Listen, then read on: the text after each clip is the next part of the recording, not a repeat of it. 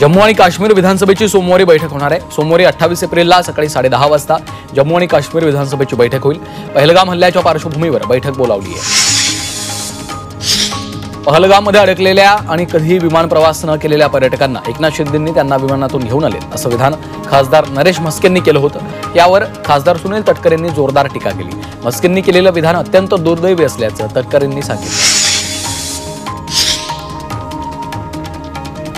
नरेश म्हस्के यांच्या विधानावर रोहित पवारांनी टीका केली आहे। सत्ताधारी अहंकार आणि मस्ती दाखवण्याचा प्रयत्न करतायत असं त्यांनी म्हटलंय। पहलगामच्या दहशतवादी हल्ल्यावर उपाध्यक्ष जगदीप धनखडे यांनी प्रतिक्रिया दिली। दहशतवाद हा एक जागतिक धोका असल्याचं धनखडे यांनी म्हटलंय। पहलगाममधल्या दहशतवादी हल्ल्याच्या निषेधार्थ सलग तिसऱ्या दिवशी जम्मू काश्मीरात आंदोलन करण्यात आलं। अनंतनागमधील नागरिकांनी दहशतवाद्यांविरोधात निदर्शनं केली आहेत। यावेळी निष्पाप पर्यटकांचा जीव घेतला त्याबद्दल संताप व्यक्त करण्यात आला। या निषेध मोर्चात मोठ्या प्रमाणात मुस्लिम समुदाय सामील झाला। पहलगाम दहशतवादी हल्ल्याचा डोंबिवलीमध्ये अखिल भारतीय बैलगाडा संघटनेनं निषेध केलाय। यावेळी पाकिस्तान विरोधात जोरदार घोषणाबाजी केलेली आहे। तर दहशतवाद्यांविरोधात सरकारनं कठोर कारवाई करावी अशी मागणी बैलगाडा संघटनेनं केली आहे। पहलगाममधल्या दहशतवादी हल्ल्याच्या निषेधार्थ जळगावच्या जामनेरमध्ये बंद पाळण्यात आला।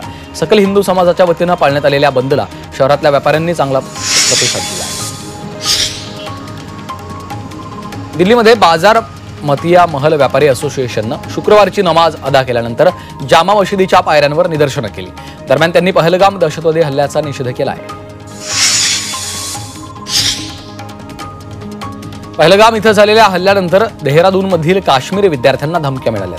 या पार्श्वभूमीवर प्रशासनानं सतर्कतेचा इशारा दिलाय।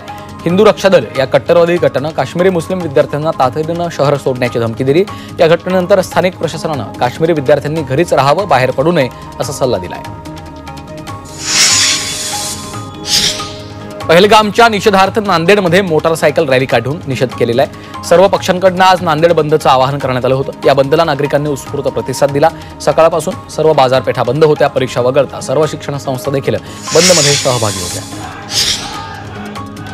अमरावतीमध्ये हिंदुत्ववादी संघटनांनी बंद पुकारत निषेध आंदोलन केलंय। पहलगाममधल्या दहशतवादी हल्ल्याच्या निषेधार्थ हे आंदोलन केलंय। यावेळी जिल्हाधिकारी कार्यालयावर निषेध मोर्चा काढलेला आहे। तर बंदच्या पार्श्वभूमीवर पोलिसांचा बंदोबस्त तैनात केला।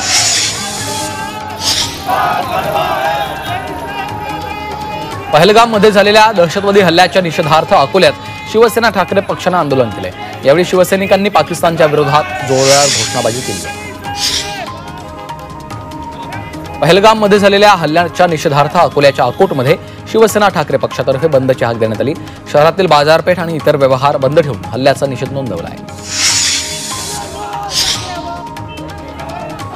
हल्ल्याच्या निषेधार्थ लातूर बंदची हाक देण्यात आली आहे। या बंदला नागरिकांचा उत्तम प्रतिसाद लाभला। सकल हिंदू समाजाच्या वतीनं नागरिकांना बंदमध्ये सहभागी होण्याचं आवाहन केलं। पहलगाम हल्ल्याच्या निषेधार्थ पुकारण्यात आलेल्या नांदेड बंदला चांगला प्रतिसाद मिळालाय। शहरातील सर्व व्यापारी संकुलं दुकानं बंद होती। सर्व पक्षांनी मिळून नांदेड बंदचं आवाहन केलं होतं। यावेळी दुपारी नांदेड शहरातनं मोटारसायकल रॅली काढली। खालापूर खोपोलीमध्ये नागरिकांकडून पहलगाम हल्ल्याविरोधात मोर्चा काढण्यात आला। यावेळी पाकिस्तानचा निषेध करण्यात आला। तर हल्ल्यात मृत्युमुखी पडलेल्या भारतीयांना श्रद्धांजली अर्पण करण्यात आली। येवला शहरात पहलगाम हल्ल्याच्या निषेधार्थ मोर्चा काढण्यात आलाय। सकल हिंदू बांधवांकडून हा मोर्चा काढण्यात आला। मोर्चात लाखोंच्या संख्येने हिंदू बांधव एकत्र आले होते। वनवासी राम मंदिरापासून या मोर्चाला सुरुवात झाली। दिल्लीच्या चांदणी चौकातील बाजारपेठेत व्यापाऱ्यांनी बंद पुकारलाय। पहलगाममधील दहशतवादी हल्ल्याच्या निषेधार्थ हा बंद पुकारण्यात आला। यावेळी ठिकठिकाणी हल्ल्याच्या निषेधार्थ बॅनर्स लावण्यात आले। भिवंडीत शिवसेना ठाकरे पक्षानं पहलगाम हल्ल्याच्या निषेधार्थ आंदोलन केलं। हल्ल्यामध्ये मृत्यू झालेल्या नागरिकांना यावेळी श्रद्धांजली वाहण्यात आली। तर पाकिस्तानविरोधात घोषणाबाजी करण्यात आली। दहशतवाद्यांवर पैसे खर्च करणाऱ्या पाकिस्तानात महागाईनं उच्चांक गाठला। पाकिस्तानात सोन्याचे दर भारताच्या तिप्पट झालेत। आज पाकिस्तानामध्ये एक तोळा सोन्यासाठी तब्बल 3,19,000 रुपये मोजावे लागतात। त्यामुळे पाकिस्तानी नागरिकांना एक तोळ्याचे दागिने बनवायचे झाले तर घडणावळीसह एक तोळ्याचा दागिना त्यांना 4 लाखांपर्यंत मिळतो। नीरज चोप्रानं पाकिस्तानचा भालाफेकपटू अर्शद नदीमला भारतात स्पर्धेसाठी निमंत्रण पाठवलं होतं. यावरून नीरज चोप्राला ट्रोल करण्यात आलं होतं. यावरून नीरजनं संताप व्यक्त केला. माझ्यासाठी देश प्रथम असल्याचं स्पष्टीकरण नीरजनं दिलेलं आहे.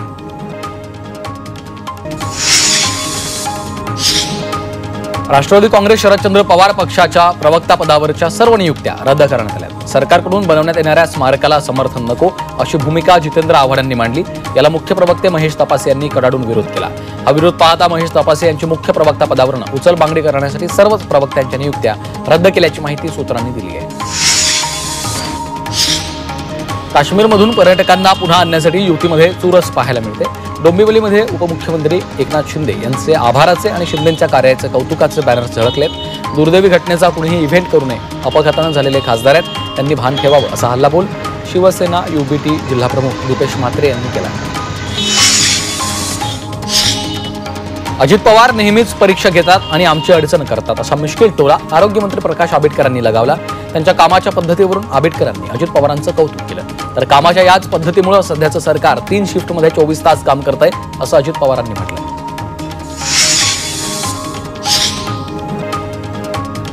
यवतमाळमधील राष्ट्रवादी काँग्रेसचे माजी जिल्हाध्यक्ष नाना गाडबैले यांची घरवापसी झाली. लोकसभा निवडणुकीपूर्वी त्यांनी बीआरएसमध्ये प्रवेश केला होता. त्यांच्यासोबत इतर पदाधिकारी देखील अजित पवारांच्या उपस्थितीमध्ये त्यांनी आता पक्षप्रवेश केला आहे. मुंबईमधील आर्च बिशप हाऊसमध्ये महाराष्ट्राचे राज्यपाल CP राधाकृष्णन दाखल झाले. यावेळी त्यांनी रोमन कॅथलिक चर्चचे प्रमुख पोप फ्रान्सिस यांना श्रद्धांजली अर्पण केली आहे.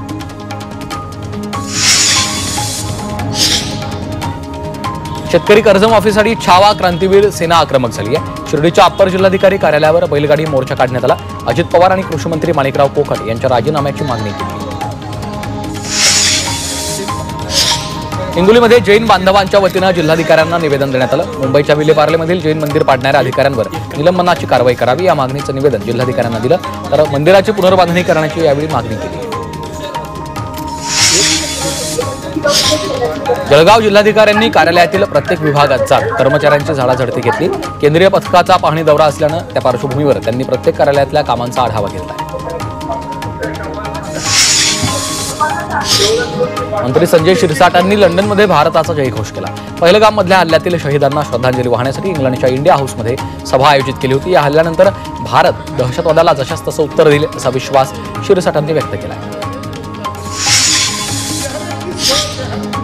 दहशतवादी हल्ल्यानंतर काश्मीरमध्ये अडकलेल्या अकोल्याच्या 6 नागरिकांना परत आणण्याचे प्रयत्न सुरू आहेत. आमदार साजिद खान पठाण यांनी अडकलेल्या कुटुंबाची थेट व्हिडिओ कॉलद्वारे संवाद साधून त्यांची विचारपूस केली आणि त्यांना आश्वस्त केलं.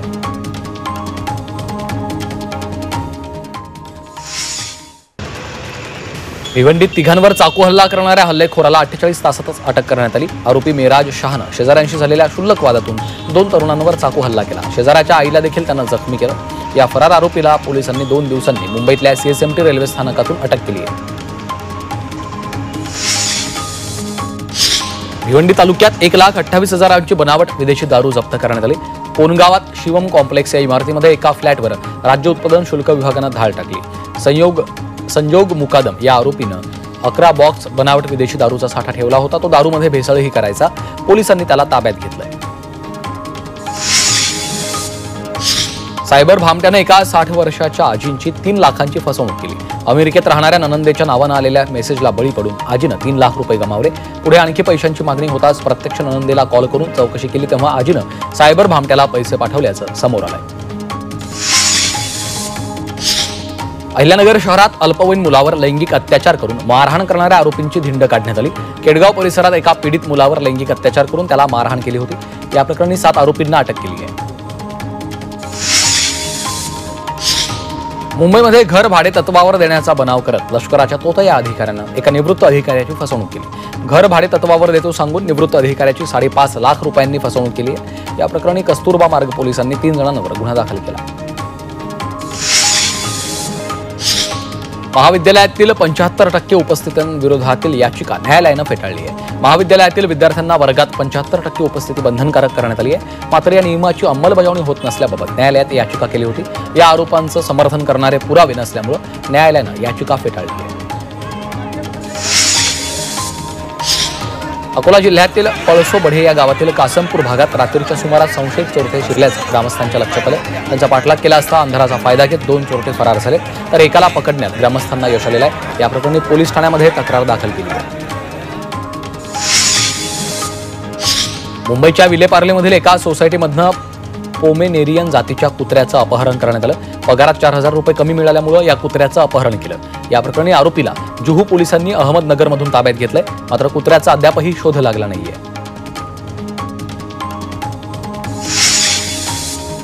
भंडारा जिल्ह्यात जवाहरनगर पोलीस स्टेशन हद्दीमध्ये एका तरुणानं तलवारीनं केक कापला. तरुणाच्या वाढदिवसाला मित्रांनी त्याच्या तलवारीनं केक कापलेला आहे. यावेळी तरुणांना पोलिसांचा धाक उरला नाही असा प्रश्न उपस्थित होतो. नवी मुंबईत 4 वर्षीय विद्यार्थ्यांचं लैंगिक शोषण करण्यात आलं. शाळेच्या बस ड्रायव्हरनंच शोषण केल्याची धक्कादायक माहिती समोर आली आहे. याबाबत पालकांनी मुख्याध्यापकांकडे तक्रार केल्यानंतरही त्यांनी दुर्लक्ष केल्याचा आरोप पालकांनी केला. या प्रकरणी बस ड्रायव्हरला अटक करण्यात आली आहे. पुण्यामध्ये अडकलेल्या जळगावातील ऊसतोड कामगारांची जनसहज फाउंडेशननं सुखरूप सुटका केली. पारोळा, भडगावसह इतर तालुक्यातील 6 ते 7 ऊसतोड कामगारांच्या कुटुंबांना पुण्यातील वाळकी इथं डांबून ठेवण्यात आलं होतं. डॉक्टर आंबेडकर मराठवाडा विद्यापीठात 2 लाचखोरांना अटक करण्यात आली आहे. निवृत्त झालेल्या महिला सफाई कामगाराची 7व्या वेतन आयोगाच्या फरकाची रक्कम मिळवून देण्यासाठी लाच मागितली होती. 18,000ची लाच स्वीकारताना दोघांना अटक केली आहे.